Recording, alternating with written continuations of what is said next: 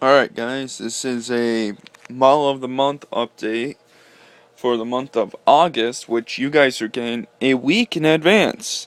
Ain't that marvelous? Well, it's not a week, it's like, I don't know, 4 days. I don't know, some stupid, but who cares? I just want to get this video out there because a lot of people are asking about it. But what we got here is a 71 Chrysler Newport, which is the same thing as a Chrysler New Yorker, just a little differences on, I don't know, the grill, motor, stuff like that, interior wise.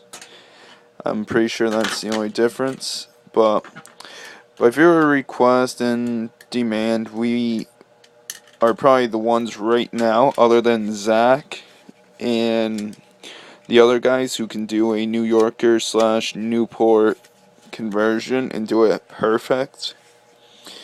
And this frame is the perfect one for it. I had to swap the front end out, but it is well worth it just to get this one done. But anyway, moving on, we're going to show you how I did the whole conversion, what kit to use, what to do, etc., and then everything else. So, as you can see, the body has been cut from a 2-door to a 4-door. Start off with, I ground right there on the window, so that way it got more of a round shape versus just a tilt. And then on the back it stuck out more, so you had to cut and grind that down. But I think the best way to tell you guys how to do this is the manual that I did it all for. The kit was the Reveal 69 Dodge Charger. The 68 Charger 2-in-1 kit also works. I like both kits because they have the same motor, same style. You gotta switch the front ends out, but oh well. Try keeping this video under 8 minutes, but for the motor, I decided to use a 440 TNT, which is the blue and black tranny combo with the silver intake and all that stuff. Well, I started working with that, and Jesus, sorry for stuttering, but I'm trying to think how to explain this the easiest way possible. It's really hard and difficult to do these and make them right, but I cut my speaker deck right off of this kit. Didn't even worry about it, because that's a difference. Yada yada yada. Skip forward a little. On this one, this is where the front end comes into play. This front end, it's just about the same as the front end I'm using, which it should be, but the way this one was, it just was the more sport type front end instead of the more it was a more detailed front end than what you want to be using on it. I mean, unless you're going for detail and absolutely perfect. But when I nose up the car, I know the car brakes, tie rods, and you bend spindles and you bust up your frame and it bends, and a lot of the little rods and stuff bend with it too. So when you're doing that with this kit, I break a bunch of them on the front ends trying to put it together, so I rather not using, just putting our front end in.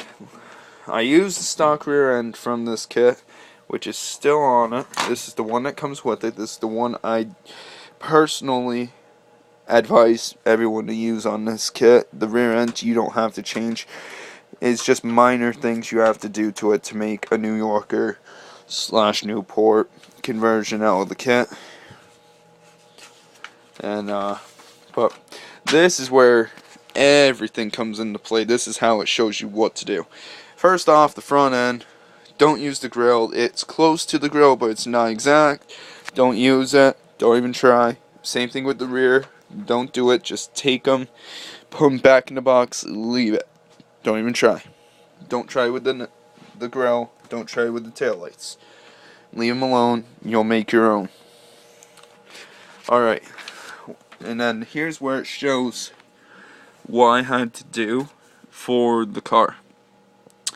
Alright. I also did it on the next page to do it more detailed to show you. But anyway. See how this sticks out here? And how mine doesn't do that no more? You have to grind all that down to flat, so the window is what this shows. All that right there, that Sharpie line's where the body needs to be. And then you see how this is more of an angle. You want it more pushed back and more drastic angle, which you round off at the top. If you really wanted to, the best example I could give would be a Impala, 70s Impala, 70 through 70, I don't know what. A 1970 Impala would work great for the body line guide to do there. I got my ref pics from Google. Typical. Alright. Now when you cut the fins in the back, you also have to push your trunk lid up more. It's a longer trunk lid. It's a longer rear end than the Charger's short rear end. So instead of it just stopping there and being the rear end there, it's all the way back here now. So I took that under consideration when I was building. That's why my rear end's rolling way back here. Because I also took under consideration the leaf springs and how it's going to affect the rolling on the car. Plus one side's going to be more rusty than the other, so one's rolling more and one's straight. But I really hope this helps the guys that are wanting to do these hybrid models. I mean, they worked for good conversions. But this is the one I use. I know one guy's messaging me on Facebook and wanting to see more of this. This is to help him out, really. He's doing a good job. I just noticed that his is rolling up in the rear. He's got his rolling to just about bumper hitting the roof of the car versus mine where it's just going to roll a little and have a little bump and bang. But then his friend's also sky height. Mine's just gonna start nosing. It's just gonna look like it was the first run. And that's it. But that's it for this video. Hope you guys enjoyed. We will catch you guys later. This is just you guys getting early. So see ya.